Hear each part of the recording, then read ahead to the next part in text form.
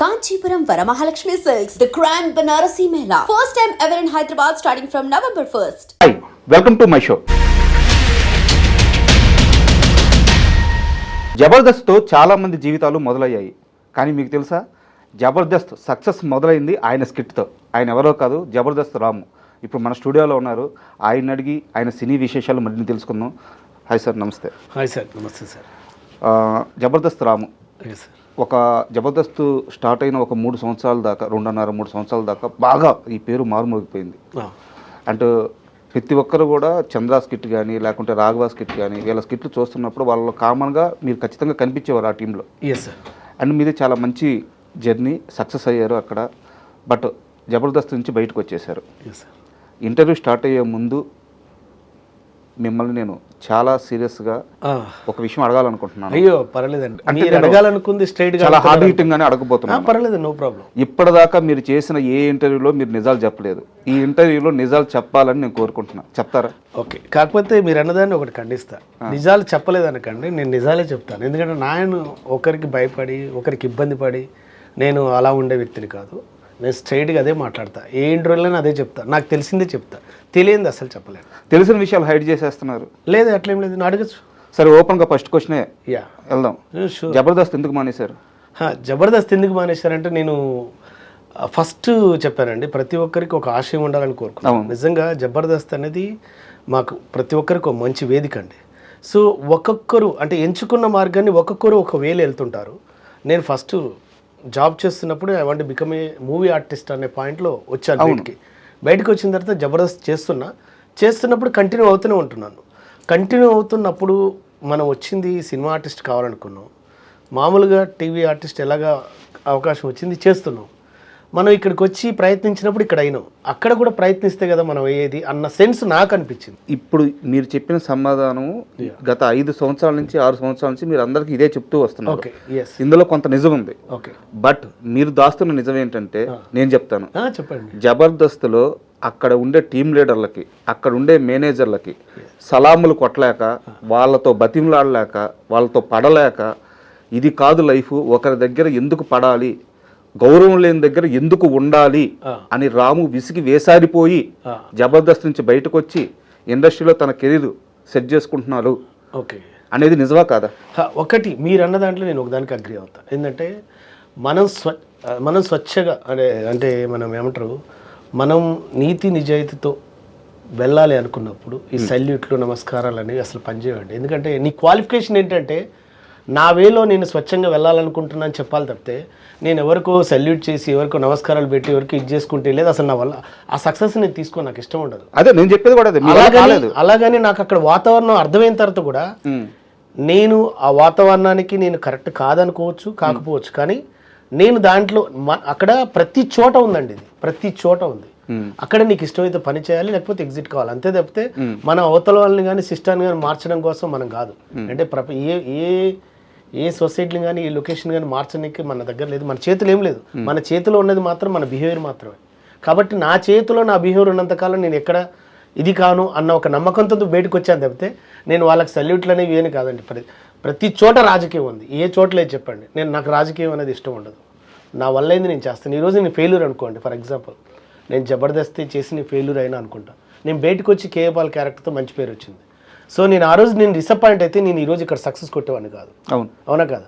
కాబట్టి ఇక్కడ మన సక్సెస్ని కానీ మన ఫెయిల్యూర్ని కానీ ఇంకోళ్ళు డిసైడ్ చేయకూడదు, మన కాన్ఫిడెన్స్ డిసైడ్ చేయాలి అనేది నేను చెప్తాను.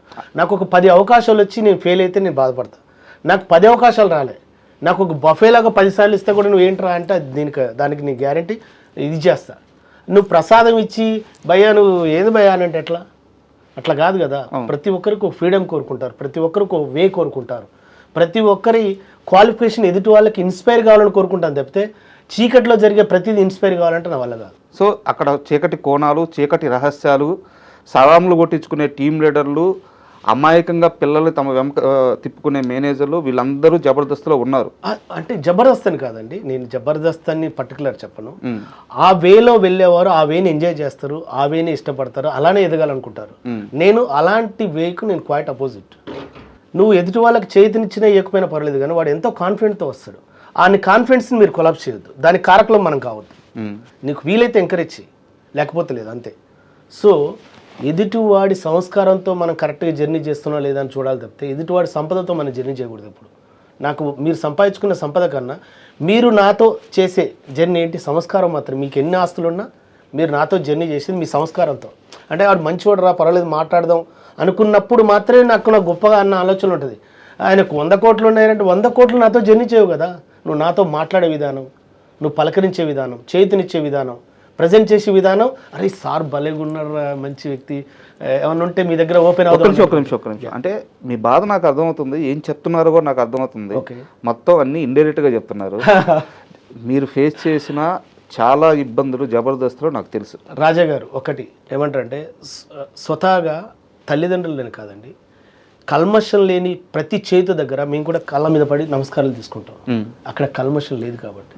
సో అది నేను తప్పుగాని కూడా అనను. ఎందుకంటే దేవుడు బ్లెస్సింగ్స్ కోరుకున్నప్పుడు దేవుని దగ్గర పోయి దండం పెట్టుకుంటాం. అది దేవుడి ఆశీర్వాదంతో, దేవుడి మీద నమ్మకంతో నాకు ఈరోజు ఇది జరిగిందని. అలానే అసలు ఏ పరిచయం లేని వ్యక్తి కూడా కల్మషం లేకుండా ఒక చేతిని ఇస్తాడు చూసావు, వాళ్ళ దగ్గర కూడా దండం పెట్టుకుంటా. అదేంటి అలా పెట్టుకున్నాను కాదు, అక్కడ మన ఆలోచనని, మన సంస్కారాన్ని గుర్తించిన వ్యక్తి కాబట్టి నా రెస్పెక్ట్ సార్. మా పెంపకం విధానం నమస్తే పెట్టుకుంటాను. జబర్దస్త్లో మీరు అలా రెస్పెక్ట్ చేసే పర్సన్ అంటే ఎవరు చెప్తారు? నేను నా వర్క్కి నేను రెస్పెక్ట్ ఇచ్చుకుంటా. ఎవరికి రెస్పెక్ట్ ఇవ్వరు? నా వర్క్కి నేను రెస్పెక్ట్ ఇచ్చుకుంటా. పర్సన్కి ఎవరికి రెస్పెక్ట్ ఇవ్వరా? ఒకటి చెప్పనా, ఒక పర్సన్లోనే ఇన్ని క్వాలిటీస్ ఉన్నాయని చెప్పండి, అన్ని క్వాలిటీస్ ఉన్నాయని చెప్పండి, లేవు కదా. అలా ప్రతి పర్సన్లో నేను వాళ్ళ దగ్గర ఉన్న క్వాలిటీస్ నేను తీసుకుంటా, అన్క్వాలిటీస్ నేను తీసుకోను. అంటే నాకు గురువు అని చెప్పుకునే వాళ్ళు ఎవరు లేరా మీకు జబర్దస్త్లో? అట్లని కదా, నేను స్వతగా ఫస్ట్ నుంచి మిమిక్రీ ఆర్టిస్ట్కి వస్తున్నాను. తర్వాత నన్ను గుర్తించింది చంద్రన్న, రాము నువ్వు ఎలా చేస్తున్నావు అని చెప్పాను. ఇలా చేస్తున్నా అంటే నువ్వు నా దాంట్లో చేయాలన్నాడు. ఓకేనా, సరే అన్నట్టు అన్నాను, చేశాను. ఆ తర్వాత రాకెట్ రావు గారు పిలిచారు, చేశాను. అభి అన్న చెప్పాడు, చేశాను. అలా వెళ్ళాను. మీ ప్రయాణంలో కాస్త వెనక్కి వెళ్తే మీరు చదువు అయిపోయిన తర్వాత, ఇంటర్ అయిపోయిన తర్వాత రామోజీ ఫిల్మ్ సిటీలో జాబ్లో జాయిన్ అయ్యారు. అవునండి. ఏం జాబ్ అండి అది? నేను హోటల్ ఇండస్ట్రీలో చేశాను. హోటల్ ఇండస్ట్రీలో చేశాను. ఓకే. నేను స్టార్టింగ్లో వెయిటర్గా జాయిన్ అయ్యి అసిస్టెంట్ మేనేజర్గా రిజైన్ చేసి వచ్చేటప్పుడు కూడా నాకు ప్రమోషన్ ఇస్తుంటే నేను వద్దన్నా. వెయిటర్గా ఎంత మీ జీతం? నాకు అప్పుడు 850, 850 రూపాయలకు నేను జాయిన్ అయ్యాను. ఆ తర్వాత బయటకు వచ్చేటప్పటికి నాకు ప్రమోషన్ ఇస్తారు. సార్ కూడా మేనేజర్ శ్రీనివాస్ గారు స్టిల్ వర్కింగ్ చెప్పారు, రాము ఇట్లా ఇస్తున్నాను రా అంటే ప్రమోషన్ అంటే వద్దు సార్ అన్న. అదేంటంటే వద్దు సార్, ఆ సర్టిఫికేట్ చాలా వాల్యూది, అది నేను కాకుండా ఇంకొకరికి ఇస్తే వాళ్ళకి లైఫ్ ఉంటుందని నేను ఆ సర్టిఫికేట్ కూడా వద్దు సార్ అని వదిలేసుకుని వచ్చాను. అదే సమయంలో మీతో పాటు అదే రామోజీ ఫిల్మ్ సిటీలో ఇంకొక అతను మీ జబర్దస్త్ అతనే కష్టపడుతూ ఉన్నాడు. తెలుసు, సుధీర్. ఎవరు? సుధీర్ భాయ్. నేను ఇద్దరు ఒక్కడనే జాబ్ చేసాం యూరేకలో. అదే 800 జీతం అయింది కూడా అప్పుడు. అక్కడ 800 జీతమా అనేది మనకు అప్పుడు వాళ్ళకి, అంటే తను ఏంటంటే క్లోజ్అప్ మెజిషియన్ అనమాట. అంటే కస్టమర్ ఏమంటారు అక్కడికి విజిటింగ్కి వస్తారు కదా, వాళ్ళ దగ్గరనే క్లోజ్గా మ్యాజిక్ చేసేది. See this coin, now there is no coin అని అట్లా చేసేది. వాళ్ళ శాలరీస్ మనం ఇప్పుడు మాకైతే అప్పుడు బేసిక్ అంత ఇచ్చారు, వాళ్ళకి ఎంత ఇస్తారు అనేది మనం డిస్కస్ చేయను. కానీ సుధీర్ భాయ్ నాకు అప్పటి నుంచి నాకు ఫ్రెండ్ అనమాట. అట్లా. అండ్ ఈ రోజు సుధీర్ గారిని చూస్తే ఎలా అనిపిస్తుంది అంటే చాలా గర్వం, పెద్ద స్టార్ హీరో, భయంకరమైన ఫ్యాన్ బేస్ ఉంది ఆయనకి డిజిటల్ సోషల్ మీడియాలో. సో ఆయన ఆ రేంజ్లో ఉన్నారు కదా. సో ఆయన స్టార్టింగ్ స్టేజ్ అంతా చూశారు మీరు, ఆయన ఎక్కడి నుంచి వచ్చారో మీరు చూశారు, ఎక్కడికి వెళ్ళారో మీరు చూస్తున్నారు, మీ కళ్ళ ముందే ఆయన జర్నీ అంతా ఉంది. సో ఆయన జర్నీ చూసినప్పుడు ఎలా అనిపిస్తుంటుంది? చాలా హ్యాపీగా ఉంటుంది, చాలా గర్వంగా ఉంటుంది. రీసెంట్గా కూడా ఒక మూవీ ఓపెన్ అయింది. ఒకటండి, అదేంటి చెప్తున్నా కదా, ఒక్కొక్కరు ఒక వేలు వెళ్తుంటారు, ఒక్కొక్కరికి ఒక వాతావరణం కలిసి ఉంటుంది అంతే. ఇప్పుడు మీరు పలానా దగ్గర ఉన్నారనుకో, ఆ చుట్టుపక్కల ఉన్న ఫెసిలిటీస్ని బట్టి నీకు ఆటోమేటిక్గా ఫోకస్ అవుతుంది. మనం ఉండే విధానం కావచ్చు, కలిసే మనుషులు కావచ్చు. అట్లా సుధీర్ భాయ్ డౌన్ టు ఎర్త్ ఫస్ట్ నుంచి. తను యాజ్ ఏ ఫస్ట్ మ్యూజిషియన్, తర్వాత గేమ్ ఆర్గనైజర్, ఆ తర్వాత టీవీ. అసలు ఇంకా లోతుగా చెప్పాలంటే ఫస్ట్ స్కిట్ ప్రాక్టీస్ చేసింది నేను, సుడిగాల్ సుధీర్ భాయ్ అండ్ వేణు అన్న అండ్ ఇంకో అబ్బాయి టింకు అన్న. ఫస్ట్ స్కిట్ అది ప్రాక్టీస్ చేస్తున్నప్పుడు తను టింకు అనే అబ్బాయి నన్ను పిలిచినప్పుడు అన్న అదంటే అరే నువ్వు చేరారామా అన్న. నేను వద్దన్న, నన్ను పిలిచిన వాళ్ళు పక్కన పెట్టి నేను చేయనన్నా, అది అయిన తర్వాత చేస్తాను వెయిట్ చేస్తున్నాను అన్నమాట. వెయిట్ చేస్తున్నప్పుడు చంద్రన్ నన్ను పిలిచాడు. అట్లా.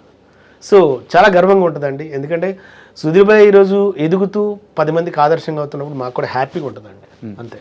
అండ్ ఇక్కడ ఒక చిన్న విషయం ఏంటంటే, చాలామంది చెప్పే కంప్లైంట్, సుధీర్ మా ఫోన్లు ఎవరి ఫోన్లు లిఫ్ట్ చేయడు, మాకు టచ్లోకి రాడు, తనకి అత్యంత సన్నిహితమైన 2-3 ఆర్టిస్టులు ఉన్నారు, వాళ్ళ ఫోన్లు మాత్రమే లిఫ్ట్ చేస్తారు, మేము జబర్దస్త్ ఫ్యామిలీయే, మాతో పాటు కలిసి స్కిట్లు చేశాడు, మాతో పాటు జర్నీ ఉంది, మాతో పాటు తిన్నాడు, ఒకవేళ వస్తే మళ్ళీ ఈరోజు కూడా తింటాడు, కానీ ఫోన్ మాత్రం లిఫ్ట్ చేయడు అని చాలా మంది చెప్తున్న కంప్లైంట్. నిజమా అబద్ధమా? ఓకే, అంటే నేను కంప్లైంట్ నిజమా అబద్ధం అన్న దానికన్నా ఒక విషయం చెప్తానండి. ఎందుకంటే ఇప్పుడు మన పనిలో మనం బిజీగా ఉన్నాం, నా ఫోన్ ఎత్తలేదు అనే కంప్లైంట్ చేయడం కన్నా నిన్నుగా గుర్తించే వ్యక్తులతో మీరు జర్నీ చేయండి ప్లీజ్. అంటే నువ్వు ఎదుటి వాళ్ళ మీద మనం కంప్లైంట్ చేయడం కన్నా మనల్ని రిసీవ్ చేసుకున్న వ్యక్తులతో మనం జర్నీ చేయడం విన్నాట. ఇప్పుడు నేను ఒక టైంలో సుధీర్ భాయ్ కూడా ఒక టైంలో ఏదో వచ్చింది ఒకటి పెద్ద, నాకు తెలిసిన బెస్ట్ రైటర్ రాము నీకు తెలుసు అన్నావు కదా అంటే అవును అన్న, ఒకసారి మాట్లాడవు అంటే నేను అడుగుతానన్నా మాట్లాడి చెప్తానన్నా. నేను మెసేజ్ పెట్టా, నాకు రిప్లై ఇచ్చాడు. At a time Rambai go ఇతను చూస్తుండని చెప్పాడు. రైట్ అన్న, థ్యాంక్ యూ అన్నాను అంతే. తర్వాత తను కొన్ని చెప్పాడు, అన్న ఇట్లా సింక్ అయ్యేటట్టుందన్న అంటే ఓకే రైట్ అన్న. నేను ఆ ఆలోచనని వారి దగ్గర తీసుకెళ్ళగలిగానా లేదా అది వారికి ప్లస్ అవతల అడిగిన అతను ఫ్రెండ్ కూడా నా ఫ్రెండ్ అన్న విషయంలోనే ఆలోచించాను తప్పితే నా ఫోన్ ఎత్తాడా ఎత్తలేదా రిప్లై ఇచ్చాడా ఇచ్చలేదా అనే పాయింట్లో నేను లేను. అలానే మనం ఎదుటి వాళ్ళని కంప్లైంట్ చేయడం కన్నా మన వేలో మనం వెళ్ళటం బెస్ట్ అనుకుంటాడు. ఎందుకంటే కంప్లైంట్ అనేవి పెరిగిపోతుంటుంటాయి. అలా పెంచుకోవడం కన్నా ఇప్పుడు నేను ఫర్ ఎగ్జాంపుల్ మిమ్మల్ని ఎంకరేజ్ చేయాలనుకున్నాను, సార్ నాకు రిప్లై ఇట్లేదండి నువ్వు ఒక్కనే చూస్తున్న అవసరం ఏముంది అంటున్నా. నేను సుధీర్ భాయ్ అనట్లే, ఎవరితోనైనా సరే నిన్నుగా గుర్తించే వ్యక్తులతో నువ్వు జర్నీ చేయి. నీ ప్రపంచం నీకుంటుంది, నీ అచీవ్మెంట్ నీకుంటుంది, నీ సక్సెస్ నీకుంటుంది అనేది నా ఉద్దేశం. ఏంటి నువ్వు వెళ్ళేటప్పుడు మనసు కానీ మైండ్ కానీ బరువుగా ఉండొద్దు, ఆనందంగా ఉండాలంటే ఫస్ట్ నువ్వు స్ట్రెస్కి గురి కాకు. నీ ఆలోచన గొప్పదైనప్పుడు తప్పకుండా నీకు చేతినిచ్చే వాళ్ళు వస్తారు. నీకు చేతినివ్వకున్నా, నీకు ఫోన్ లిఫ్ట్ చేయకున్నా, నీకు ఇంకోరు ఏం చేయకపోయినా దయచేసి నాట్ ఓన్లీ సుధీర్ భాయ్ అని కాదు, నేను సుధీర్ భాయ్ని స్పెషల్గా అంటే నాకు సుధీర్ భాయ్ మంచి లిఫ్ట్ చేశాడు, బాగున్నాడు, చాలా మంచి వ్యక్తి కూడా నా పాయింట్ ఆఫ్ వ్యూలో. నాకు నేను మీది ఎత్తలేదంటే నాకు తెలియదు, కానీ వీళ్ళని కాదు ఎవరైనా సరే అలా ఎత్తనప్పుడు మీ వేళ మీరు వెళ్ళే ప్రయత్నం చేయండి తప్పితే మీరు దాంట్లోకి వెళ్ళి మీరు డిప్రెషన్లోకి వెళ్ళకండి ప్లీజ్. నా దగ్గర సుధీర్ గారి విషయం పక్కన పెడితే మీరు జబర్దస్త్ నుంచి బయటకు వచ్చేటప్పుడు ఒక టీం లీడర్ కూర్చోబెట్టి వద్దురా రాము నా మాటిను ఎల్లమాకు అని చెప్పి ఒక టీం లీడర్ చాలా బాగా బతికినలాడి నచ్చ చెప్పడానికి ట్రై చేశారంట. ఓకే, ఎవరా టీం లీడర్? అంటే నేను అప్పుడు ఎగ్జిట్ అయ్యేటప్పుడు నాకున్నది మాత్రం రాకెట్ రాఘవ టీం. ఆయనే రాఘవ గారికి నేను చెప్పాను ఆల్రెడీ, సార్ నేను నెక్స్ట్ పోసాని సార్ రాబోతున్నారు ఈ మన నెక్స్ట్ ఎపిసోడ్కి, కాబట్టి నేను తప్పకుండా ఆ ఎపిసోడ్తో వెళ్ళిపోతున్నాను సార్ అని చెప్పాను. నేను మ్యాక్సిమం అండి నేను ఎక్కడైనా మ్యాక్సిమం చేశానండి. మీరు చెప్పారు రాఘవ గారు చాలా అంటే ఒక సొంత తమ్ముడికి చెప్పినట్టు చెప్పి నా మాట విను ఉండు కొన్ని రోజులు ట్రై చేయి, ఇక్కడ ఉండే సినిమాలు ట్రై చేసుకో అని చెప్పి చాలా నచ్చ చెప్పడానికి ప్రయత్నించారంట. అది ఒకటండి సార్ చెప్పటం అంటే సారు ఆ రోజు చెప్పినా ఆ రోజు ఈ రోజు ఎప్పుడు మీ ఇద్దరం ఒకేలా ఉంటాం.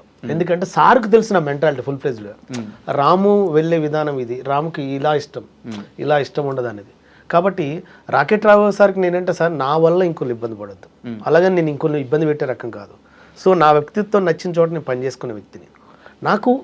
నేను ఒక ఆశయం కోసం పెట్టుకెళ్తాను అంతే. సార్ ఇక్కడ ట్రై చేశాం బాగానే ఉంది, ఇంకొంచెం అక్కడ కూడా ట్రై చేద్దాం. వచ్చిందనుకో మన జనరేషన్ కానీ మన ఇంటి వాళ్ళు కానీ ఎవరైనా తలుసుకుంటారు. పోయిందనుకో పర్లేదురా వాడు ట్రై చేశాడు కాలేదు, అయినా మళ్ళీ ఇంకోళ్ళు ట్రై చేద్దానికి నేను ఏమైనా చెప్పగలుగుతా, నేనేం మిస్ అయ్యాను అనేది అనుకొని నేను బయటకు వచ్చాను.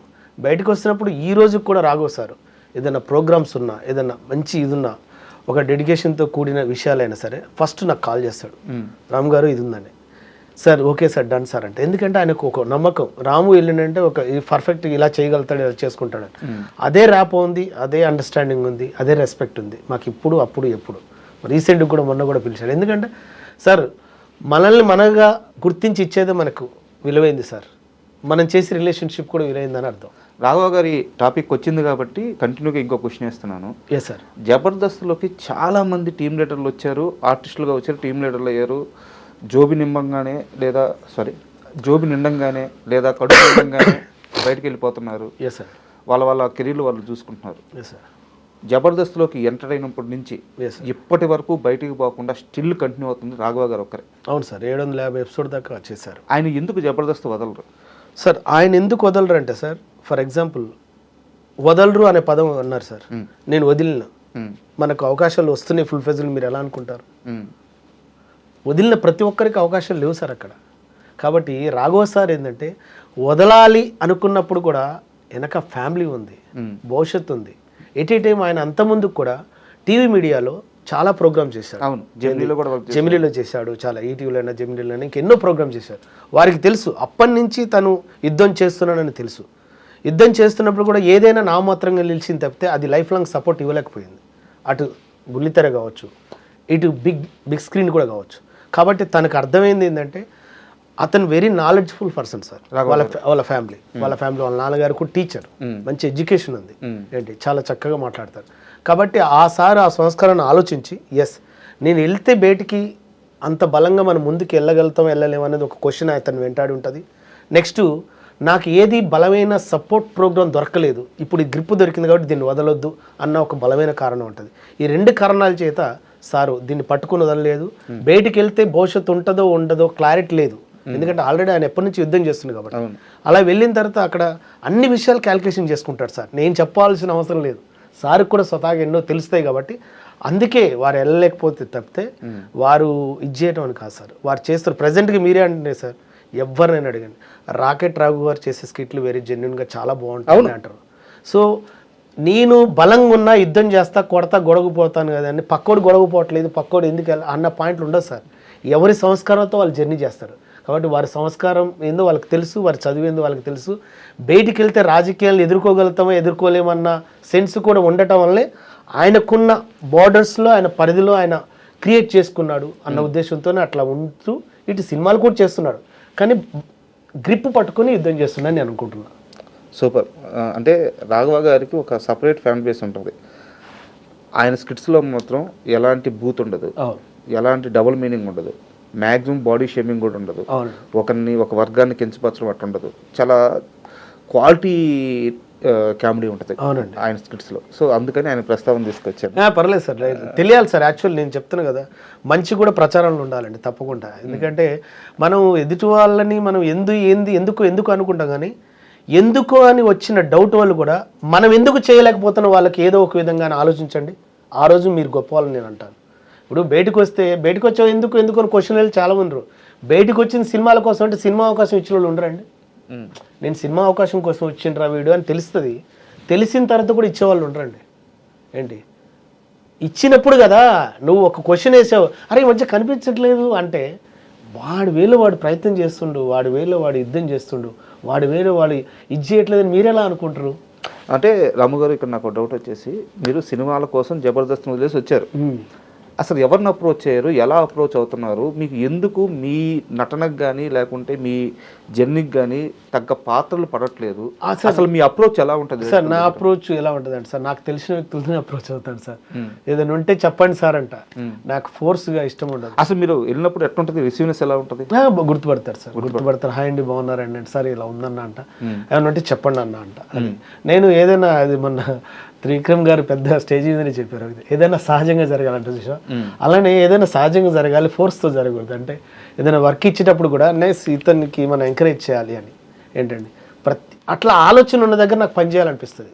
బట్ అది జరగట్లేదు కదా. మీరు ఇన్నేళ్లలో ఒక్క నిమిషం ఒక 5-6 సంవత్సరాల నుంచి మీరు ఇదే ప్రయాణం చేస్తానే ఉన్నారు. నాకు తెలిసి ఒక 30 నుంచి 40 సినిమాలు చేసినట్టున్నారు, 50 సినిమాలు చేసినట్టున్నారు. చేశాను, బాగానే చేశాను, బాగా చాలా సినిమాలు చేశారు. బట్ వాటిల్లో ఏది కూడా ఒక కేఏ పాల్ గారి క్యారెక్టర్ తప్పించి ఏది కూడా మీకు ఆ మనసుకి ఫుల్ ఇచ్చిన పాత్ర లేదండి. నాని గారిది భలే భలే మగాడివైలో ఆ సినిమా మాత్రం చాలా బాగా పేలింది, చాలా మంచి పేరు కూడా వచ్చింది. ఈ రెండు తప్పించి మిమ్మల్ని తృప్తిపరిచిన పాత్రలు పడట్లేదు. మీరైతే మీరేమంటున్నారు, నేను రెగ్యులర్గా కలుస్తున్నాను, నాకున్న పరిచయాలను నేను కలిసి అడుగుతున్నాను అని చెప్పి అంటున్నారు. బట్ ఎక్కడో మీ అప్రోచ్లో రాంగ్ రాకపోతే ఈ 6 ఏళ్లలో మీరు ఎందుకు సక్సెస్ అవ్వలేదు? సార్ నేను అంటే మీరు అన్నదానికి క్వశ్చన్కి సమాధానం చెప్తాను. మధ్యలో మా నాన్నగారు మధ్యలో కాలం చేశారు. కాలం చేసినప్పుడు ఫుల్ డిసప్పాయింట్ అయినా, అయ్యో ఏంది ఇట్లా జరిగిపోయిందండి. మనమే ఇక్కడ మనం కర్త కర్మక్రియ మనమే. అలాగని నాకు ఎలా అనిపిస్తుంది అంటే, మన ఎథిక్స్ని మనం చంపుకుంటూ పోయి వాళ్ళని అడిగి వాళ్ళు చెయ్యి సార్ ఇది అనటం కన్నా దారిలో మనల్ని గుర్తించిన వ్యక్తుల ద్వారా మనం వెళ్దాం. పని ఏదైనా పని, ఏ పనైనా దైవంతో సమానం అనుకునే వ్యక్తిని. రామగారు ఎందుకు అంత స్ట్రాంగ్గా అడిగానంటే, మీ అప్రోచ్ కరెక్ట్ కాదేమో అని చెప్పేసి. యాక్చువల్గా నేను ఆ వర్డ్ వాడి ఉండకూడదు, వాంటెడ్గానే వాడాను. ఎందుకు వాడాను అంటే, భయంకరమైన మొహమాటం మీకు అండ్ ఇది మాత్రం కరెక్ట్ 100%. భయంకరమైన మొహమాటం. ఎవరి దగ్గరికి వెళ్ళి వాళ్ళని డిస్టర్బ్ చేయకూడదు అని చెప్పేసి ఒక ఫీలింగ్, ఇష్టం ఉండదండి. ఎవరి దగ్గర చేయి చాపి దేహాన్ని ఛాన్స్లు అడగకూడదు అని చెప్పి అనుకుంటారు. తెలిసిన వాళ్ళకి మాత్రం కనిపించి సార్ కొంచెం ఉంటే చూడని చెప్పి వచ్చేస్తారు. ప్రైజింగ్స్ ఉండవు. నిద్రలేసిన తర్వాత అందరికి good morning sir, good morning wishes పెడుతుంటాను సార్, గుడ్ మార్నింగ్ విషెస్ పెడుతుంటాను, ఇది చెప్తుంటాను. నాకు ఫోర్స్ గా ఇలా చేసి అడగటం ఇష్టం. అంటే ఇండస్ట్రీలో పక్కన చేరి భజన చేసే వాళ్ళకే ఇప్పుడు క్యారెక్టర్లు రావట్లేదు సార్. మీరేమో చాలా సహజంగా జరగాలి, నన్ను గుర్తు పెట్టుకొని పిలవాలి, ఇంత జెన్యూన్ గా ఉంటే అవకాశాలు ఎలా వస్తాయి? అదే సార్ అంటుంటారు. ఇప్పుడు మన లైఫ్ని మనం కనీసం మనం ఆస్వాదించాలి సార్. అంటే అరే ఈ వేలో మనం వెళ్ళగలిగాం, ఈ వేలో మనం బతకగలిగాం. ఇప్పుడు ఏది చేసినా సరే మన ఎండ్ ఆఫ్ ది డే తీసుకెళ్ళలేవు అనే విషయం తెలుసు. అలాగని మనం అడుగుతున్న దాంట్లో సార్ ఇది మనకు ప్రతి ఒక్కరికి పని అవసరం సార్. పని ఉంటేనే వాళ్ళని రెస్పెక్ట్గా చూస్తారు, పని ఉండాలి. కానీ అడుగుతున్నప్పుడు పని లేదనుకో నేను ఆల్టర్నేట్ పని వెతుక్కునే ప్రయత్నం చేస్తుంటా. ఈ పని చేస్తేనే ఆ పని చేస్తే కాదండి. ఫర్ ఎగ్జాంపుల్ అంటుంటారు సార్ సెలబ్రిటీ అంటే మీరు సార్ సెలబ్రిటీ అనే పదానికి నా దృష్టిలో ఒకటే సార్, కష్టపడి పని చేస్తూ, కష్టపడి అంటే ముంచుతో కాదు, కష్టపడి పని చేస్తూ ఒక 100 మందికి, ఒక 200 మందికి, 10 మందికి నువ్వు గొప్పగా ఆ చుట్టుపక్కల నువ్వు ఆదర్శంగా ఉన్నప్పుడు నువ్వే నా దృష్టిలో సెలబ్రిటీ అంట. అంతే తప్పితే నేను చేస్తుందా గొప్ప అని అనుకొని పెద్ద గర్వంగా చెప్పుకోవాలని అనండి. నీ పని నువ్వు చేస్తూ నువ్వు 10 మందికి పని కల్పించగలిగావు నీలాంటి వ్యక్తుల కంటే అది చాలు. సో మీరు అనుకుంటున్నట్టయితే అవకాశాలు రావట్లేదు? లేదు సార్, అనుకున్నట్టు అయితే లేవు సార్ ప్రజెంట్గా, 100% లేవు. ఎక్కడ తప్పు జరుగుతుందంటారు? ఇక సార్ అదే నేనేంటంటే నాకు వచ్చిన దగ్గర చేసుకుందాం, రానప్పుడు పలానోళ్ళే ఓపెన్ అయినా అనుకుని ఇప్పుడు కలిసి వస్తాను సార్ ఏమైనా ఉంటే చెప్పండి అని ఏంటి అట్లా కలిసి ప్రయత్నం చేస్తుంటా. ఇప్పుడు ఈరోజు కూడా మారుతి సార్కి నేను టచ్లో ఉంటాను. మారుతి సారు బ్యానర్లో ఏదన్నా మన ఫేస్కి టచ్ అయ్యేది ఇది కనెక్ట్ అవుతుంది అనుకుంటే కాల్ వచ్చేస్తుంది సార్. అలాగని సార్ దగ్గర పోయి ఎప్పుడు సార్ ఇది అది అని ఎప్పుడు అన్నాడు సారు అలాంటి కోరుకోడు. నాకు అలా ఇష్టం, ఎందుకంటే వాళ్ళని డిస్టర్బ్ చేయడం ఇష్టం ఉండదు. ఇప్పుడు ఆర్జీ సార్ అంటే మెసేజ్ పెడతాను, ఆర్జీ సార్ సార్ బాగున్నారు ఏం సార్ అని అనలేను నేను. ఏంటి మెగాస్టార్ చిరంజీవి సార్ అన్నారు ఫర్ ఎగ్జాంపుల్. చాలామంది ఏ ఇంటర్వ్యూలో నేను చెప్పలేదని ఇంటర్వ్యూ చెప్తున్నాను. మెగాస్టార్ చిరంజీవి సార్ ఎంత అంటే మనం ఎదిగేటప్పుడు ఒక్కొక్కరు ఒక వేలు ఎదుగుతుంటుంటారు. కానీ ఈ ఎదుగుతున్న క్రమంలో కష్టం వచ్చినప్పుడు ఇండస్ట్రీలో ఎదిగేటప్పుడు కష్టం అంటే అరే మెగాస్టార్ చిరంజీవి కన్నా అన్న పాయింట్ క్వశ్చన్ వస్తుంది, రైజ్ అవుతుంది. నేనే కేఏ పాల్ సాంగ్ అనేది షూట్ అవుతున్నప్పుడు తెల్లారి వరకు కొరియోగ్రాఫర్ ఉండరు అన్నారు, తెల్లారి కొరియోగ్రాఫర్ లేకుంటే లేరు అనేసరికి అవునా సార్ అని అనుకున్నా. నాకు టక్కుమని టెన్షన్ వచ్చేసింది. అది సాంగ్ రిలీజ్ అయితే అక్కడ ఎవరు కనిపించారు, నేను కనిపిస్తాను కదా ఎట్లా అని ఒక భయం వేసింది. డాన్స్ రాదా? ఆ డాన్స్ రాదా కదా సార్, డాన్స్ ఎవరైనా చెప్తే కదా నాకు తెలిసేది. కొంచెం చిన్న స్టెప్స్ అంటే కాదు సార్, అవతల చెప్పేవాళ్ళు ఎవరు లేరో కూడా క్లారిటీ లేదు. దానివల్ల నాకు భయం వేసింది ఏంటంటే స్క్రీన్ మీదకి పోయినప్పుడు నేను కనిపిస్తాను, ఏదైనా తేడా వచ్చినా కూడా అది నాకే పడుతుంది అని భయం వేసి నైట్ ఒక 2 o'clock వరకు నేను ఆ సాంగ్ వినుకుంటున్నాను సార్. విన్నప్పుడు తర్వాత మార్నింగ్ ఎవరైతే మంజు అన్నకు చెప్పాను ఇలా చేద్దామన్నా, ఇలా ఉంటుందన్నా, అలా చేద్దామన్నా అనుకొని నాకు సడన్గా మెగాస్టార్ చిరంజీవి గారు స్ట్రైక్ అయ్యారు. అసలు నేను కమెడియన్ కదా, తక్కువని యూనివర్సల్గా ఆ సార్ స్టెప్స్ పెడితే ఎలా ఉంటుంది అని తక్కువని సార్ స్టెప్ గుర్తుకొచ్చి కే ఏ పాల్ అని ఇట్లా పెట్టేసరికి అప్పుడు అరే భలే చేసేవారు అన్నారు. అంటే తెలియకుండానే సారు మాకు ఎంతమందికి ఆదర్శం అవుతారని తెలియదు. అలాగని ఇప్పటివరకు నేను మెగాస్టార్ చిరంజీవి సార్తో ఇప్పటివరకు ఫోటో కూడా దిగలేదు, కలవలేదు ఇంతవరకు. అంటే ఆ సందర్భం క్రియేట్ కాలేదని అనుకుంటాం తప్పితే, క్రియేట్ అవ్వాలని కోరుకుంటాం తప్పితే, క్రియేట్ కానప్పుడు మనం ఇది కావద్దని అది ఇష్టం ఉండదు సార్.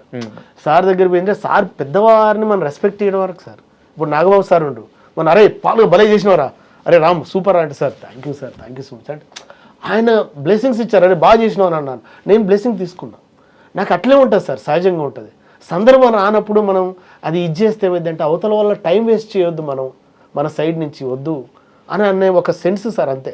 సరే, అంటే ఫోటో గురించి మాట్లాడారు కాబట్టి నాకు ఇంకో సందర్భం గుర్తొచ్చింది.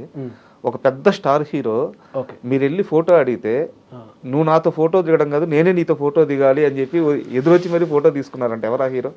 ఒక సందర్భంలో అలా జరిగిందండి. ఎవరా hero? Raviteja sir. Raviteja sir. Yes అవును సార్. ఇది ఎలా తెలుసు సార్ మీకు? తెలుస్తుంటాయి నిజంగా ఇది గ్రేట్ సార్. నిజంగా అంటే నేను యాక్చువల్లీ ఏ ఇంటర్వ్యూలో చెప్పలేదు సార్. నేను ఫస్ట్ హీరోయిన్ చార్మి వాళ్ళ ఓన్ బ్రదర్, అంటే వాళ్ళ ఓన్ బ్రదర్, నేను రూమ్మేట్స్ అనమాట. ఓకే. హీరోయిన్ చార్మి వాళ్ళ ఓన్ బ్రదర్. సో ఆ రోజు మీతి అని తను నన్ను పిలిచాడు. నేను ఫిలిం సిటీలో జాబ్ చేస్తున్నప్పుడు మీతి రమ సార్ ఇక్కడికి షూటింగ్ జరుగుతుందని చెప్పారు. సార్ ఎవరు సార్ అంటే రవితేజ్ సార్ది అని అంటే అవును అనేసరికి మేడం మేనేజర్ చార్మి శ్రీని గారు ఓకే అక్కడ చంటిగాడ్ సినిమా శోభన్ గారి డైరెక్టర్ అక్కడ లొకేషన్కి వెళ్ళినప్పుడు కొన్ని వాయిస్లు చెప్పాను. అరే బాగా చేశారు అని. తర్వాత సార్తో ఒక ఫోటో అని నేను అడిగాను. ఎవరిని చార్మి శ్రీని సార్. చార్మి శ్రీని సార్ మన రామ్ ఫోటో అంటే సార్ అంటే నువ్వు నాతో దిగడం కాదు, నేనే నీతో దిగుతున్నాను. చూడు యాక్టింగ్ అనేది ఎవరైనా చేస్తారు, కానీ యువర్ గాడ్ గిఫ్ట్, నీ టాలెంట్, ప్లీజ్ కమ్ అని ఇచ్చాడు. నాకు చాలా చాలా ఇంప్రెస్ అనిపించింది. అప్పటికి ఇప్పటికీ రవితేజ్ సార్ చెప్పిన మాట నేను మర్చిపోయానండి. ఎందుకంటే ఆ సార్ ఎంత కల్మషం లేకుండా ఎంత గొప్ప మాట్లాడారు ఏంది అనిపించింది నాకు. అట్లా ఆ మెమరీస్ చాలా ఉన్నాయి సార్ నాకు. అట్లా చాలా సందర్భాల్లో ఒకనొక సందర్భంలో రానా సార్ వాళ్ళ ఇంటికి పిలిపించారు, మనల్ని పిలిపించాడు. అది మన రవిబాబు సార్ ఫోన్ చేసి చెప్పాడు అనమాట. అరే నువ్వు ఫలాని ఫంక్షన్ బాగా చేసావు, నేను ఇట్లా హీరో రానా సార్ పిలుస్తారంటే రానా సార్కి పోయి కలిశాను. ఏమన్నారు అంటే వాళ్ళ సిస్టర్ బ్యాచిలర్ పార్టీకి సంబంధించి ఒక ప్రోగ్రామ్కి పిలిచాడు అనమాట. కలిసిన తర్వాత అక్కడ ఇచ్చేయాలి సార్ పెద్దవాళ్ళు, మీ అక్కడ ఏం సార్ అని అన్నాను. ఆ తర్వాత నేను సార్కి టచ్లో లేను, కానీ అక్కడి వరకు పిలిపించారు, వాళ్ళ ఇంట్లో మాట్లాడారు. నాకు హ్యాపీ అనిపించింది. నేను ఎక్కడికైనా మనకు చేతినిచ్చే దగ్గర ఆ ఆలోచనని కానీ సర్కిల్ కానీ మిస్యూజ్ చేసుకోవాలని ఉండదు సార్. నాకు రెస్పెక్ట్గా ఉంటుంది. మళ్ళీ సందర్భం వచ్చినప్పుడు చెప్దాం సార్ ఇలా జరిగింది కదా అని అంటుంటాను అంతే. అంటే ఇక్కడ చిన్న డౌట్, రవితేజ గారు మిమ్మల్ని గౌరవించారు, దగ్గరికి తీసుకొని ఫోటో ఇద్దరు కలిసి ఫోటో దిగారు. రానా గారు మీరు ఒక చిన్న షో చేస్తే అది గుర్తు పెట్టుకొని మిమ్మల్ని పిలిచారు. అవును సార్. అంటే ఆడియో ఫంక్షన్ చేశాను సార్ అప్పట్లో. ఈ డైరెక్టర్ రవిబాబు గారు రిఫరెన్స్ చేశాను, నేను రానా గారు పిలుస్తున్నాను. సో అంత పెద్దవాళ్ళు మీకు అంత యాక్సెస్ ఇచ్చినప్పుడైనా సరే సార్ ఇట్లా అవకాశాలు లేక స్ట్రగుల్ అవుతున్నాను సార్, చేయాలనుకుంటున్నాను, మంచిగా యాక్ట్ చేయాలనుకుంటున్నాను, ఛాన్సులు రావట్లేదు అంటే ఇప్పుడు మాకు తెలియదు సార్. అప్పుడు ఓన్లీ మిమిక్రీ చేసేది సార్ మేము. దీనికి ఒక యాక్ట్ చేస్తే డబ్బులు వస్తాయి అన్న ఫీల్ కూడా మాకు తెలియదు సార్. అప్పుడు ఓన్లీ మిమిక్రీ చేసినాం, మా దగ్గర ఏమో అవునా అనుకున్న ఫీల్లో ఉన్నాం సార్ అంతే. ఇండస్ట్రీ వైపు సీరియస్గా లేము సార్. అప్పుడు అసలు మాకు తెలియదు యాక్టింగ్ చేస్తే డబ్బులు ఇస్తారు, మిమిక్రీ చేస్తే డబ్బులు ఇస్తారని కూడా మాకు తెలియదు. ఇప్పుడు వెళ్ళి ఎప్పుడైనా కలుస్తారా వాళ్ళని మళ్ళీ? సార్ సందర్భం వస్తే తప్పకుండా చెప్తాను సార్. అలా ఉండదు సార్, సందర్భం రావాలి. ఆ సందర్భం వస్తే ఇంకా రాము క్రియేట్ చేసుకోడు సార్. అంటే అలాని కాదు సార్, క్రియేట్ చేసుకోవడం కాదు సార్. మనం వెళ్తుంటాం ఎక్కడికన్నా పెళ్ళి, అక్కడ వెయిట్ చేసి సార్ అది అన్నాం అనుకో, వాళ్ళు ఏదో బిజీగా ఉంటుంటారు. ఇప్పుడు ఫర్ ఎగ్జాంపుల్ ఏదైనా షూటింగ్ ఉండి సడన్గా వచ్చినాను అరే అన్నట్టుగా అట్లా క్యాచ్ ఉంది అనుకో, చెప్పొచ్చు అన్న పాయింట్లో ఉంటాను సార్ నేను. అదే నా మైనస్ సార్. అదే నాకు సరే. కాసేపు మీ సినిమా జర్నీ పక్కన పెడితే మళ్ళీ నేను జబర్దస్త్ వైపే వస్తున్నాను. జబర్దస్త్లో ఒక టీమ్ లీడర్తో ఇష్యూస్ ఉన్నాయి రాముకి, నాకు. టీమ్ లీడర్స్ అసలు లేదు. ఒక టీమ్ లీడర్తో ఎవరు సార్? మీరే చెప్పండి. లేదు నాకు అసలు ఇష్యూస్ అనేది నాకు ఇష్టం ఉండదు సార్. నేను చెప్తాను. వెంకీతో మీ రిలేషన్ ఎలా ఉంది? వెంకీతో చాలా బాగుంది సార్. వెంకీతో అసలు ఫస్ట్ స్టార్టింగ్ నేను, రాకెట్ రాఘు గారు, వెంకీ చాలా మంచి స్కిట్లు చేసాం, చాలా బాగా చేసాం. ఆ తర్వాత టీమ్ లీడర్గా వెంకీకి ఇస్తున్నప్పుడు అన్న మనకు టీమ్ లీడర్ ఇస్తున్నా మన ఇద్దరం కలిసి చేద్దాం అని అన్నాడు. చేశారా? నేను చేయలేదు. మరి అదే నేను అడుగుతున్నా. అదే అంటే చేయలేదంటే నేను చెప్పాను కదా బిఫోరే, నేను ఎగ్జిట్ అవుతున్నా అని చెప్పాను. నేను చెప్పాను కదా సార్. నేను మ్యాక్సిమం సార్ నా లైఫ్లో మ్యాక్సిమం ఎక్కువ చెప్పే చేశాను సార్. నేను వెళ్ళిపోతున్నంటే వెళ్ళిపోయాను అంతే. మళ్ళీ ఎందుకు ఏమైంది అని బాధలేదు. నేను ఒక ఆలోచనతో వెళ్తున్నాను సార్ అన్న తప్పితే మళ్ళీ వెంకిని ఇంప్రెస్ చేయడానికి రాకెట్ రాఘు సార్ ఉండు, అక్కడ చెమ్మక్ చంద్రన్ ఉండ్రు అన్న వెళ్తున్నాను, రైట్ గో హెడ్ అన్న తప్పితే ఎవరేం లేదు. అట్లా అంతే సార్. నేను ఇంకొంచెం ముందుకు స్టెప్ వేసి ఓపెన్గా అడుగుతున్నా, వెంకీ ఈవెంట్స్ చెప్పినా సరే, వెంకీ షూట్స్ చెప్పినా సరే, అది అయ్యేదాకా నమ్మకం ఉండదు అని చెప్పేసి చాలా లైట్ తీసుకుంటాడు రాము. కరెక్ట్గా అయితేనే చెప్పన్నా వెళ్తాను, లేకుంటే నా టైం వేస్ట్ చేయొద్దని చెప్పి చెప్తాడు. ఒక్క వెంకీకి మాత్రమే రాము దగ్గర అంత యాక్సెస్ రాము ఇవ్వడు అని చెప్పేసి ఒక టాక్ ఉంది. నిజమా అబద్ధమా? లేదు, వెంకీకి మాత్రమే అలా ఇవ్వనని కాదు. వెంకీ ఏదైనా ఉంటే చెప్పి, నేను వెంకీ కన్నా పెద్దవాడిని, నన్ను వెంకీ రామన్న అంటుంటాడు. నేనేమంటా అంటే ఇప్పుడు నాకు కన్నా చిన్నవాళ్ళే కావచ్చు, టాలెంట్ అయినా కాదు, ఏ విషయంలో కదా మనకు రెస్పెక్ట్ ఇస్తున్నప్పుడు మనం కూడా ఎదుటి వాళ్ళ టైం వేస్ట్ చేయొద్దు అనేది ఉందంటే చెప్పి వెంకీ చేద్దాం, లేదంటే ఒక ఎగ్జిట్ అంతే కామన్.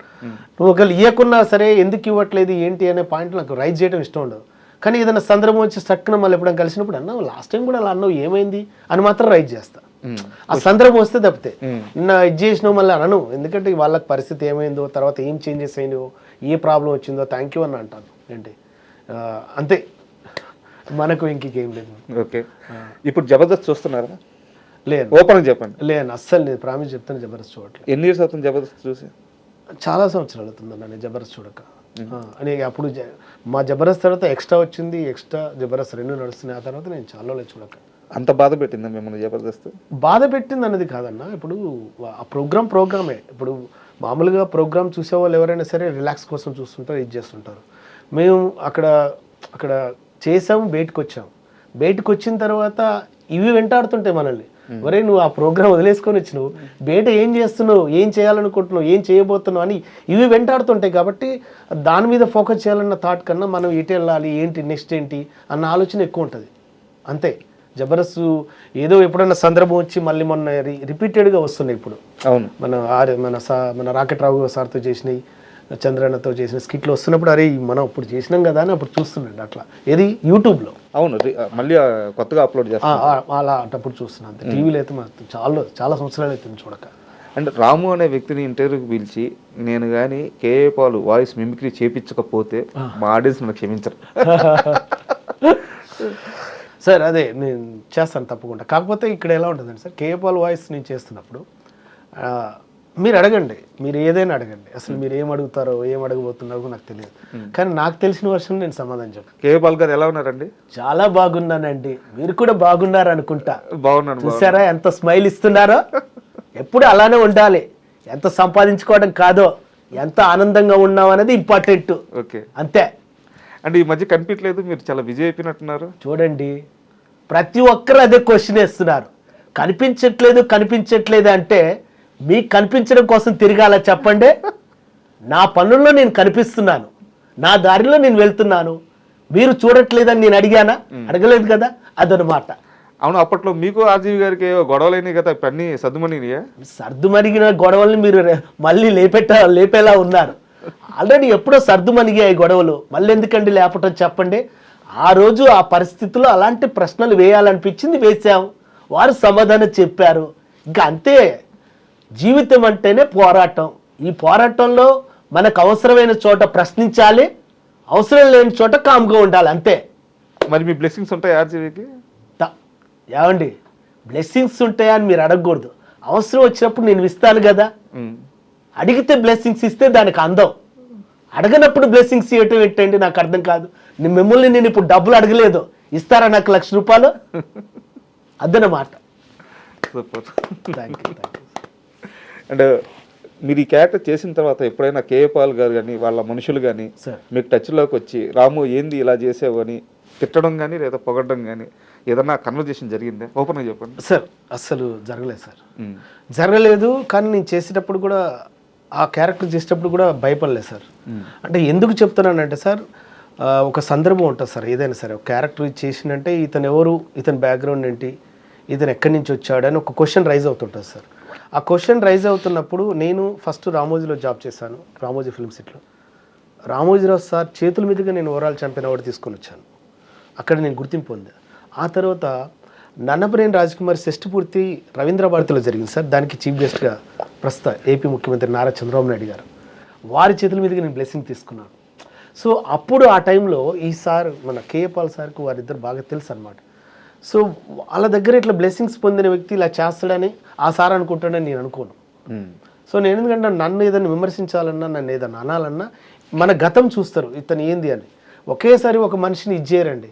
అతను ఎదుక్కుంటూ వచ్చిన లక్షణాలను కూడా దృష్టిలో పెట్టుకొని కూడా వాళ్ళు ఉంటారనేది నేను అనుకుంటుంటాను, ఎవరైనా సరే సొసైటీలో.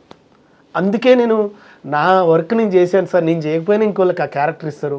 ఒకవేళ క్యారెక్టర్ బాగా చేయలేదనుకో, వాళ్ళకు కూడా ఇబ్బంది కదా, నేను మంచి క్యారెక్టర్ బాగా చేయలేదని వస్తుంది కదా.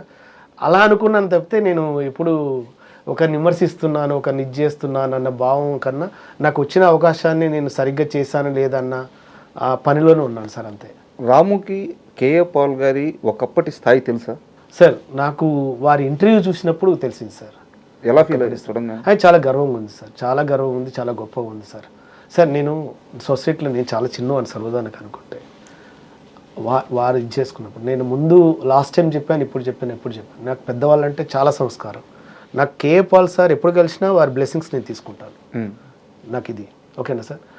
ఒకప్పుడు ఇలా ఉన్నారు తెలుసా, అన్న ఇది దానికన్నా నేను ఒకప్పుడు అలా ఉన్నా సార్, థ్యాంక్ యూ సార్ అని కృతజ్ఞత భాగంగా సార్ నమస్తే సార్ అని ఈ మర్యాద ఉంటుంది తప్పితే ఒకప్పుడు అలా ఉన్నారు ఇప్పుడు ఏంటి అన్నాడే ఉన్నారు సార్ అంటే అంటుంటారు చాలామంది. అచీవర్ని వాళ్ళ అచీవ్మెంట్కి మనం సపోర్ట్ చేయకపోగా వాళ్ళ అచీవ్మెంట్లు మనం హేళన చేయొద్దంట. హేళన అంటే ఏంటి, ఏందా ఇప్పుడు ఏముంది చెప్పరాదు అన్నట్టు నేను అనట్లే, నేను అదా అనట్లే. రాముకు ఆ గౌరవం ఉంది, ఉంది 100% గౌరవం ఉంది. నేను ఏమంటున్నా సార్, నాకు వచ్చిన అవకాశాన్ని నేను చేశాను సార్. ఇప్పుడు నేను యాక్టింగ్ చేయలేదనుకో నాకు డబ్బులు రావు, నేను ఎంచుకున్న ఫీల్డ్ ఇది. నేను మిమిక్రీ చేయలేదనుకో నాకు డబ్బులు రావు, నేను ఎంచుకున్న ఫీల్డ్ ఇది. నాకు వచ్చిన అవకాశం లేదు సార్, నేను చేయను అంటే ఆటోమేటిక్గా ఇంకోళ్ళకి అవకాశం వెళ్ళిపోద్ది. కానీ నా రిఫరెన్స్ తర్వాత నేను ఏదైనా చెప్తానంటే సార్ నాకు ఆ రోజు వచ్చిందిగా నేను చేస్తాను. ఒకరోజు నేను తాజ్ డెక్కన్లోకి వెళ్ళాను సార్, హీరో సుమన్ గారిని కలుద్దానికి వెళ్ళినప్పుడు. ఓకే, అక్కడ జడ్జి మాలయాద్రి అని ఉన్నాడు సార్. ఆ సారు రాము గారు మాట్లాడతారా కేఏ పాల్ గారితో? సార్ ఆ సందర్భం రాలేదు సార్, మీరు ఒకరు మాట్లాడమంటే ఓకే సార్, నాకేం అభ్యంతరం లేదు సార్, మాట్లాడిస్తా అంటే హ్యాపీ సార్, అదేం లేదన్న. సార్ మాట్లాడండి పర్లేదు అన్న. పర్లేదన్నప్పుడు సార్ ప్లీజ్ ఇవ్వండి సార్ మాట్లాడతాను. కాల్ చేశారు. కాల్ చేసి ఇప్పుడు ఒక అతను స్పెషల్ మీతో మాట్లాడతారు చూడండి అని నేను మాట్లాడాను. ఏమన్నారు? నేను ఫస్ట్ సార్తో మాట్లాడటం ముందే సార్ నేను రాము సార్ ముందు మీరు నన్ను క్షమించాలి సార్ అని చెప్పాను. అడిగారా? అడిగాను సార్ 100%. ఎందుకంటే సార్ మీ రూపంలో నాకు ఒక క్యారెక్టర్ వచ్చింది సార్, ఆ క్యారెక్టర్ ఆర్జీవి సార్ నాకు ఇచ్చారు సార్. నా పనిని నేను చేశానన్న ఫీల్లో ఉన్నాను సార్. కాబట్టి అది మీకు కృతజ్ఞత చెప్పుకుంటున్నాను సార్, అదేవిధంగా ఆర్జీవి సార్ కూడా కృతజ్ఞత చెప్పుకుంటున్నాను. నేను నా పని నేను చేసుకుంటూ వెళ్తున్నాను, అంతే తప్పితే ఒక ఇబ్బంది పెట్టే వ్యక్తిత్వం కాదు సార్ అని చెప్పాను. సార్ కూడా ఏది సీరియస్గా తీసుకోవాలి, ఓకే అని చెప్పాను అంతే. ఏమన్నారు? అస్సలు క్యాజువల్ ఓకే అన్నాడు అంతే, ప్రాబ్లం లేదన్నట్టుగా. కాకపోతే ఆ సార్ పక్కన పనిచేసే కొంతమంది నాకు తెలిసిన ఫ్రెండ్స్ ఉన్నారు, వాళ్ళు ఆల్రెడీ ప్రజెంట్ చేశారు నా గురించి. రాము మీరు చూస్తున్నది ఒక సైడ్ సార్, ఇంకో సైడు ఆయన దగ్గర కూడా చాలా ఆధ్యాత్మికమైన విలువలు చాలా విషయాలు ఉన్నాయి, మేము పర్సనల్గా తెలుసుకున్నాం. వాళ్ళు అప్పుడే ఫోకస్ చేస్తే రాము సూపర్ అది ఇది అన్నారు. అన్న ఓకే థ్యాంక్ యూ అన్న, కానీ సందర్భం వచ్చినప్పుడు కలుద్దామన్నా, అంతే తప్పితే మళ్ళీ ఆ సార్ని టైం వేస్ట్ చేయాలని నేను అనుకోనన్నా, నాకు అది ఇష్టం ఉండదు సార్. ఏది ఓకేనా అంతే ఇక. సూపర్. అండ్ ఆర్జీవి సార్ ఈ ఒక్క మనిషితో పనిచేయాలని చెప్పి ఇండస్ట్రీలో ఉన్న టాప్ మోస్ట్ యాక్టర్స్ అందరూ కూడా పరితపించిన రోజులు ఉన్నాయి. స్టిల్ ఇప్పటికీ కూడా చాలా మందికి ఆర్జీవి గారితో పనిచేయాలని కోరిక. సార్ మీకు మాత్రం ఆ అదృష్టం దక్కింది. అంతే సార్, అది సార్ గుర్తించి ఇవ్వటం అనేది నా లక్ సార్ అంతే. కాకపోతే నేను సార్తో పనిచేసినప్పుడు మాత్రం నాకు బాగా హ్యాపీ అనిపించిన విషయం ఏంటంటే, ఏదైనా ఒక మంచి టాలెంట్ ఉండి మంచి ఏదైనా ఉంటే స్వతహాగా ఆ సారే 10 మందికి ప్రచారం చేసేస్తాడు, ఇతను బాగా చేస్తాడు ఇతన్ని అన్ని. అది ఆ సార్ దగ్గర బాగా నచ్చింది. ఇంకా బాగా నచ్చింది ఏంటంటే, సార్ ఏదైనా ఒక ఆలోచన అనుకుంటున్నా అని ఏదన్నా మన ముందు మాట్లాడుతున్నప్పుడు సార్ ఇది అది అన్నాం అనుకో, దానికన్నా బెస్ట్గా ఉందంటే అది బాగుంది అది చేసేద్దాంలే అంటాడు. అంటే అట్లా రిసీవ్ చేసుకునే గుణం తక్కువ మందికి ఉంటుంది. సో పక్కన వాళ్ళు సలహా ఇచ్చినా తీసుకుంటారు. ఏదైనా బెస్ట్గా ఇచ్చినట్టుకో ఇది బాగుంది కదా, దీనికన్నా అది బెటర్ కదా, దాన్ని ఇద్దేద్దాంలే అంటాడు అంతే తప్పితే ఆయన ఏదైనా ఉంటే సార్ ఫైనల్ డిసిజన్ అంతే, అట్లా ఉంటుంది అంటున్నాను. అంటే బయట చాలామందికి రామ్ గోపాల్ వర్మ అంటే ఒక రకమైన ఈగోయిస్టు, లేకుంటే ఒక రకమైన తలపొగరు, ఎవరి మాట విండు, ఎవరిని దగ్గరికి రానీడు, ఇంకా చెప్పాలంటే ఆల్కహాలిక్, ఇలాంటి ఒక రకమైన అభిప్రాయాలు ఈ మధ్యకాలంలో ఏర్పడ్డాయి. ఓకే, ఆయన రియల్గా ఎలా ఉంటారు మీరు దగ్గర చూశారు కాబట్టి? సార్ రియల్గా నేను ఆర్జీవి సార్ని రియల్గా చూసినప్పుడు నాకు తెలిసిన విషయం ఏంటంటే, నాకు తెలిసి అతను ఫస్ట్ ఆఫ్ ఆల్ చెత్త డిస్కషన్ చేయడు. నువ్వు గుడ్ మార్నింగ్ సార్ అని చెప్తే కూడా సార్ ఇంప్రెస్ కాడు. ఫస్ట్ వచ్చిన పాయింట్ ఏందో అది చెప్పమంటాడు, అంత అట్లుంటుంది. సో నాకు అది బాగా ఇష్టం. చూసావా ఎంత వేస్టేజ్ కట్ చేశాడో అనిపిస్తుంది. అంటే ఇవన్నీ ఎందుకు, ఇది అది ఇది ఇవన్నీ నాకు ఎందుకు, వచ్చిన పని ఏందో చెప్పు, రైట్ ఇది లేదు మనం మాట్లాడదాం అంటాడు అంతే. ఒకవేళ నువ్వు కనిపించావు, నువ్వు వచ్చిన విషయం తెలుసు అన్నావు అనుకో, టక్కుమని వెళ్తున్నప్పుడు సార్ గుర్తుకొచ్చింది అనుకో, నీది వెళ్ళని చూస్తాం ఓకేనా అంటాడు అంతే, కట్ అయిపోయింది.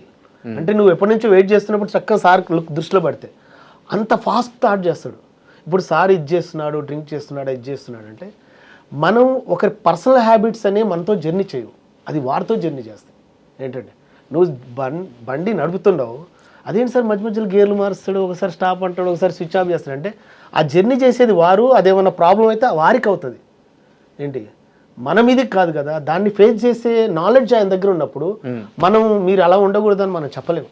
ఏదైనా కష్టం వచ్చినా ఆయన ఇచ్చిన ఆలోచనకి, ఏదైనా మాట్లాడినా అని చెప్పిన దాన్ని ఫేస్ చేసే నాలెడ్జ్ ఆయన దగ్గర ఉన్నప్పుడు ఆయన నాలెడ్జ్ని నా నాలెడ్జ్తో నేను పోల్చుకోలేను కదా. నాకున్న నాలెడ్జ్ తిన్నాను అనుకో, నాకు తెలిసిన నాలెడ్జ్ ఏంది సార్, ఇలా మీరు బలగి చెప్తారు సార్ స్ట్రైట్గా, నాకు అది ఇష్టం అన్న పాయింట్లో నేను ఉన్నాను. మిగతా లోతుకి నేను వెళ్ళను. అలాగని వెళ్ళే వాళ్ళకు వాళ్ళ ఇష్టం, అది నేను అనుకోలేను. సో సినిమా అయిపోయిన తర్వాత మళ్ళీ ఆర్జీవి గారికి ఎప్పుడైనా టచ్లోకి వెళ్ళారా? వెళ్ళాను సార్. ఎలా రిసీవ్ చేసుకున్నారు? ఏం లేదు సార్, చాలా బాగా రిసీవ్ చేసుకున్నాడు సార్, చాలా బాగా రిసీవ్ చేసుకున్నాడు. సినిమా అయిన తర్వాత అంటే ఒక సందర్భంలో ఒకరోజు పబ్కి పిలిచారు సార్. పిలిచినప్పుడు అంటే ఒక ఇంప్రెషన్గా, అంటే ఒక ఇవాళ రేపు ప్రతి ఒక్కరు ఆనందం వచ్చిందంటే ఏదో ఒక రూపంలో సెలబ్రేట్ చేసుకున్నారు. ఆ రోజు పబ్కి పిలిచినప్పుడు వారి అమ్మగారు కూడా ఉన్నారు అక్కడ. నాయన ఇట్లా రా అంటే, అమ్మ థ్యాంక్ యూ అమ్మ, నా బ్లెస్సింగ్స్ కూడా తీసుకున్నాను, బాగా చేసావు నాయన. పబ్ అంటే ఎక్కడ? పబ్లో చిన్న పార్టీ లాగా చేశారు, పార్టీ లాగంటే ఒక సెలబ్రేషన్స్ లాగా. ఓకే. నేను బ్లెస్సింగ్ తీసుకున్నాను అప్పుడు. ఇప్పుడు సార్ స్వతహాగా నువ్వు రా వచ్చాయి అంటే వెళ్ళాను. సార్ నేను ఏదైనా సరే ఒకసారి నేను జర్నీ చేసినట్టు ఆ వ్యక్తిని ఎవరిని నేను మర్చిపోను సార్. నాకేంటంటే నా సైడ్ నుంచి నా వల్ల ఏంది నేను కరెక్ట్గా ఇచ్చాను. ఒకవేళ నాకు తెలియదు ఉందనుకో, మీరు చెప్తున్నా నేను నేర్చుకున్న ప్రయత్నం చేస్తాను, అంతే తప్పితే నేనన్నది ఇది నావే కరెక్ట్ అని కూడా నేను అప్పుడు అనను. నాకు నా పరిధులు దాటి నేను వెళ్ళను, నాకు తెలిసిన వేళ నేను ఉంటా అంతే. ఆర్జీవి సార్ గురించి మీరు ఎంత ఇది చేసినా నేను చూసింది నాకు తెలిసింది మాత్రం నేను చెప్పగలుగుతాను, నేను చెప్పలేను మిగతాయి అంతే. రాముకి అన్నం పెడుతుంది జబర్దస్త్ కాదు, సినిమా ఇండస్ట్రీ కాదు, ఈవెంట్స్ ఎస్ సార్ అని చాలామంది చెప్పారు. Yes sir. నిజమా అబద్ధం? 100%. 100%. నేను ఎక్కువ ప్రోగ్రామ్స్ ద్వారా డబ్బు సంపాదించుకుంది ఎక్కువ అండి, ఈవెంట్స్ ద్వారా. నన్నుగా గుర్తించి ఎస్ రాముకు ప్రోగ్రామ్ ఇద్దాం బాగా చెప్తాడు.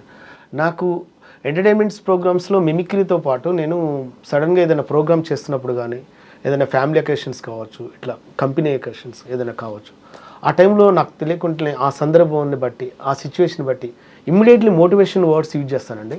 అరే అసలు ఇలా ఎలా చెప్తావు అని నాకు చాలామంది, మేము చాలా ఇన్స్పైర్ అయినాం బా నువ్వు మాట్లాడే మాటలతో అని, అలా నాకు బ్లెస్సింగ్స్ ఇచ్చి అలా రిపీటెడ్గా నాకు ప్రోగ్రామ్స్ వచ్చిన సందర్భం ఉంది. ఒక ఈవెంట్కి ఎంత తీసుకుంటావు సార్? అలా ఏం లేదు సార్, నేను ఒక ఈవెంట్కు నేను ఒక సందర్భంలో ఒక 50 తీసుకున్నా, ఒక సందర్భంలో 20 తీసుకున్నా, ఒక సందర్భంలో 25 తీసుకున్నా, ఓ సందర్భంలో ఇంకా తక్కువ కూడా తీసుకున్నా. ఎందుకు తీసుకున్నా రామన్ మీరు అనొచ్చు. నేనేమంటానంటే నా చేతిలో ఉన్నది నేను మీకు చేయగలిగానా లేదా అన్న ఆలోచనలో ఉంటాను. నేను నా చేతిలో ఇది ఉంది అన్న, హెల్ప్ చేయొచ్చు కదా అని అంటే, భయ్య మీరు ఎంతవరకు చేయగలుగుతారు చెప్పండి, నేను తీసుకునేది ఉంది. పేరు వచ్చింది కానీ ఆ పేరు నిలబెట్టుకున్న దానికి కమర్షియల్గా ఉండాలి, ఎట్ ఏ టైం నీ వల్ల అయిన చేతులు గీయాలంటారు చూసావా, నేను ఆ వేలో వెళ్తుంటాను. చాలామంది అనుకుంటారు అవునా వచ్చేసే అంటుంటారు. అదే ఆ మంచితనం వల్ల కూడా మనం వెనకబడ్డాం అని బాధ ఉంటుంది మనకు. అరే ఉన్నది సార్ తప్పకుండా. అరే మనం వాళ్ళకు ఒక సార్ ఇప్పుడు నా పొజిషన్లో లేకున్నా, మనం ఏదైనా పేరు లేకున్న వాళ్ళు మినిమం ఇంత తీసుకున్నప్పుడు మనం ఇంత తీసుకోవాలని అన్నప్పుడు అవునా అంతా అని ఇట్లా చూస్తారు. అన్న మనం రియాలిటీ చెప్తే మీరు అర్థం చేసుకోరు. పోనీ మీకు చేతినిద్దామంటే అరే బల ఇది చేశారా మళ్ళీ ఇది చేద్దాం అన్న ఆలోచన ఉండదు. దేంతో కనెక్ట్ కావాలి మనం చెప్పండి. వాళ్ళకి నేనేం చెప్తానంటే అన్న నేను ఇలా చేయడానికి కూడా ఒక కారణం ఉంది. రేపు నేను ఎవరైనా హెల్ప్ అడుగుతున్నానంటే మీ వల్ల అయింది మీరు చేయగలుగుతారని. అలానే నన్ను ఎవరైనా హెల్ప్ అడుగుతున్నారన్నప్పుడు నా చేతులు ఉన్నదానికి నేను అరే నేను అక్కడ అంత తీసుకున్నా ఈరోజు ఇంత ఇస్తేనే వస్తా అని నేను అనను. పద చేద్దాం, మనల్ని గుర్తించి అన్న మాకు హెల్ప్ కావాలి, మనకు ఆర్థిక పరిస్థితి ఇది ఉందంటే నో బ్రదర్ చేద్దాం బ్రదర్ అంట. అది నా వల్ల అయినా చేస్తున్నాం కదా ఒక సంతృప్తిలో వెళ్తుంటా జర్నీ. దాన్ని మిస్అండర్స్టాండింగ్ చేసుకునే వ్యక్తులకు తక్కువ లాగుతుంటే నాకు బాధ వేస్తుంది. మనం ఎక్కడో మిస్ అవుతుంది, వచ్చింది కూడా పోతుంది, ఈ అబ్బా అన్న ఫీల్ ఏర్పడుతుంది అన్నమాట. అంతే. దీంట్లో మీరు చెప్పండి అన్న, మీ వాళ్ళు వెళ్ళటం తప్పంటారా రైట్ అంటారా? లేదు, అది ఒక అండర్స్టాండింగ్ కదా. అవును, నా వల్ల అయింది నేను చేయగలుగుతున్నా, నువ్వు ఏం చేసేవారు అంటారు చూసావా. ఎదుగుతున్న ప్రతి ఒక్కరికి ఒక క్వశ్చన్ వెంటాడుతుంది, భయ్యా నువ్వు ఎదగటం కాదు భయ్యా నువ్వు కూడా ఎవరికైనా చేయాలి కదా అంటారు కదా. అట్లా నేను ఆ వేలో వెళ్తుంటాను. అంటప్పుడు కొంచెం ఇబ్బంది అనిపిస్తుంది. నెలకు ఎన్ని ఉంటాయి ఈవెంట్స్ అన్న? నెలకు ఒక్కోసారి ఒక నెల అసలు ప్రోగ్రామ్స్ కూడా ఉండవన్న. అయినా సరే మనం ఎంచుకున్న ఫీల్డ్కి మనమే బాధ్యులం. అది కష్టమైన సుఖమైన నష్టమైన. రాము గారు ఇది ఎందుకు అడిగానంటే నాకు తెలిసి మీకు ఇద్దరు పిల్లలు అనుకుంటాను. అవును. ఒక బాబు 10th క్లాస్, 9th, పాప 10th, బాబు 7th. పాప పెద్ద, పాప పెద్ద. ఇద్దరు పిల్లలు, మిమ్మల్ని నమ్ముకొని వచ్చిన భార్య. ఊర్లో పొలం ఉంది కానీ పొలం ఉంటుంది, పొలం ఏమి మనకైతే తినడానికి తిండి వస్తుంది కానీ పొలం వల్ల ఇక్కడ జీవితం అయితే రోజంతా నడవదు, ఖర్చులు ఉంటాయి. హైదరాబాద్లో ఒక్కో నెలంతా ఈవెంట్స్ ఉండవు అంటున్నారు. సినిమా అవకాశాలు అంతగా రావట్లేదు, జబర్దస్త్ వదిలేశారు. ఓపెన్గా అడుగుతున్నా, మీ భార్య తిట్టట్లేదా మిమ్మల్ని? తిట్టట్టుగా అంటే తను నిజం చెప్పండి. తిట్టదన్నా అంటే ఎందుకు అడుగుతున్నానంటే ఇప్పుడు స్కిల్ లేని పర్సన్ అనుకో, ఎవరు చేయలేము, దేవుడు ఇవ్వలేదు, అదృష్టం లేదు, ఇంతే మన సంపాదన అనుకోవచ్చు. ఈ రోజుకి మీరు జబర్దస్త్కి కానీ వెళ్తే మిమ్మల్ని కళ్ళకద్దుకొని తీసుకునే టీమ్స్ ఉన్నాయి, చేతి నిండా సంపాదించుకోవచ్చు, ఒక మంచి లైఫ్ లీడ్ చేయొచ్చు. దాన్ని వదిలేసి ఈ ఈవెంట్స్ పట్టుకొని, సరే ఈవెంట్స్ ఏదో మిమ్మల్ని నడిపిస్తున్నాయి, సినిమా సినిమా సినిమా అంటూ పరితపిస్తూ సినిమా కోసం బతుకుతూ సినిమా అవకాశాలు లేక బాధపడుతున్నాయి, చెప్తుంటే మీ కళ్ళలో నీళ్ళు తిరుగుతున్నాయి. సినిమానే లోకంగా బతుకుతూ కుటుంబాన్ని కూడా ఇంచుమించు మీరు పక్కన పెట్టేశారు ఆ సినిమా కోసం. ఇన్ని చేస్తుంటే సినిమాల అవకాశాలు రావట్లేదు. మళ్ళీ అడుగుతున్నా, మీ భార్య మిమ్మల్ని తిట్టట్లేదా? తిట్టదు, 100% తిట్టదు.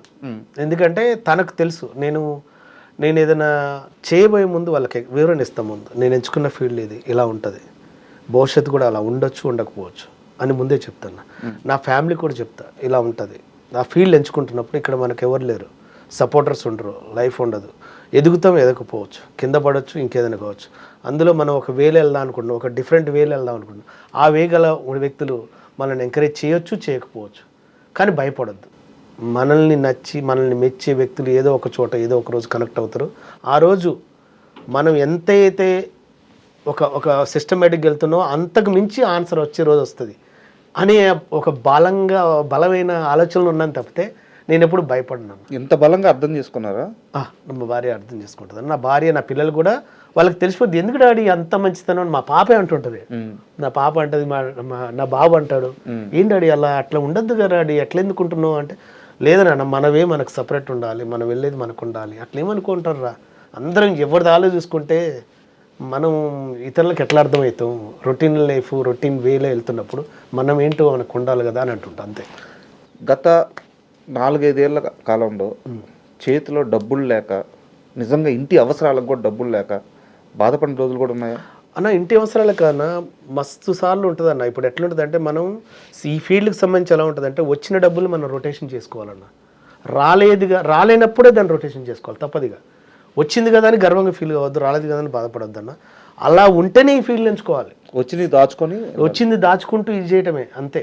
ఎందుకంటే ఇక్కడ ఎవరు బ్రదర్ నీ కళ్ళకు కనిపించినప్పుడు చప్పట్లు కొడుతున్నావు, కానీ ఆ తర్వాత చేతినిచ్చేవారు ఉంటారన్న. ఇది వాస్తవం చెప్తున్నా. ఎందుకంటే మనం దాన్ని ఆత్మవిశ్వాసంతో ముందుకు తీసుకెళ్తాం, ఈ ఫీల్డ్లో ముందుకు ఎదగగలుగుతాం అన్న ఒక నమ్మకం ఉంటేనే రండి ఎవరైనా సరే. మీరు ఎవరో ఉన్నారు, వాళ్ళు ఉన్నారు, వీళ్ళు ఉన్నారు, ఎవరో చేస్తారు అన్న ఆలోచన మాత్రం దయచేసి వచ్చి మీ లైఫ్ని మీరు చెడగొట్టుకోకండి, ఓకేనా? మీకు సపోర్ట్ చేసే మూలాలు లేకపోయినా మీరు ఆత్మవిశ్వాసంతో రీచ్ కాగలుగుతాం అనుకున్న వ్యక్తులు మాత్రం రండి. ఎట్లా మీకంటూ ఒక సపరేట్ ఏదో ఒక డబ్బో ఏదో ఒకటి ఫైనాన్షియల్ సపోర్ట్ పెట్టుకొని రండి ఇండస్ట్రీకి. ఎవరు రావద్దనేది లేదు, అందరు రావాలి, అందరు ఎదగాలి, అందరు రావాలన్నా. ఎందుకు రాకూడదు? నాలో ఒక టాలెంట్ ఉందని మనం అనుకుంటాం, వాళ్ళలో ఇంకేదో సపరేట్ టాలెంట్ ఉంది, నాతో ఇంతవరకు క్రియేట్ అయింది, వాళ్ళతో ఇంకేదో క్రియేట్ అయ్యొద్దని నేను అనుకుంటుంటాను. అలా మనకు కూడా ఒక 10 అవకాశాలు వస్తే, ఒక 4-5 అవకాశాలు వస్తే కేపాలేను అన్న, ఇది వస్తే అందులో బాగా చేసాం అన్న, ఇంకో బెస్ట్ అవకాశం వస్తే మనం కూడా ఏదైనా చేస్తాం కదా, నన్ను ఇంకో కొత్తగా చూపించవచ్చు కదా. ఒకవేళ నిజంగా నేను సక్సెస్ఫుల్ పర్సన్ని కాదన్నా, ఫెయిల్యూర్ పర్సన్ అనుకో, మరి నేను ఆ కేపాల్ క్యారెక్టర్ కూడా చేయకూడదు కదా. బాగా చేయాలన్నారు అనుకుంటే మనం ఇక్కడ సక్సెస్ అయిన తర్వాత చప్పట్లు కొట్టేవారి కన్నా సక్సెస్ కోసం సక్సెస్ అయిన వ్యక్తులు కావచ్చు, లేదంటే ఇలాంటి వ్యక్తులకు మనం చేతినిస్తే బాగుంటుంది అన్న వ్యక్తులు చాలా తక్కువ మంది ఉన్నారన్న.